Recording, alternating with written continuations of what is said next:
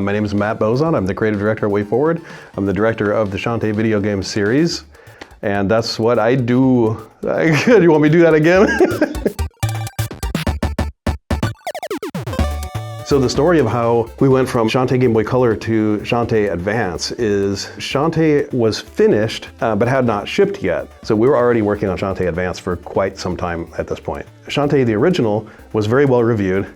Sales were not good. So when we're taking the Game Boy Advance demo, which was about an hour and a half long, we'd start taking that to places. We go, well, here we go. And they go, how was the sales data for, how did Shantae the original do? We go, oh, not well at all. Do you want the new game? So it was a tough market. It was really difficult, and it was all retail driven.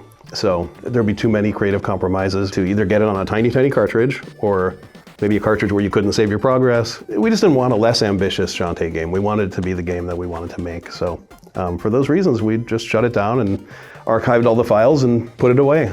I'd like to finish that work. It seems weird that it was left undone, and I think fans would like it. Could you just like release pieces of it on the internet or something? Never wanted to do it because I'm like, maybe someday we'll have a chance. Well, we got our chance now.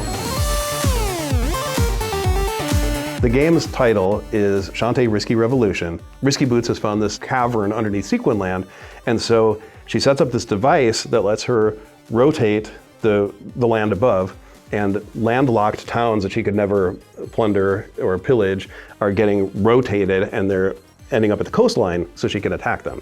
So it's just a big silly idea, but you as the player get to control that. So you can shift the world around, it's like puzzle stuff, and you can ultimately foil Risky by using her machine against her, but in the meantime, it's fun to slide the layers.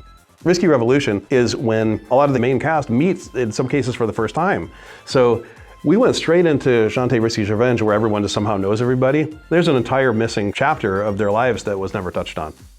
One of the things we wanted to have in this game was the link cable support, which sounds funny today. It's fun, it's an experience you don't get anymore. You just need one copy of the game, it sends it out to 3 empty devices. It's lighthearted and fun and really silly, and I think players will like it. I mean, to make a Game Boy Advance game in like this year is crazy, but I think it's a better version of the game than it would have been if it had come out in 2003 or 2004.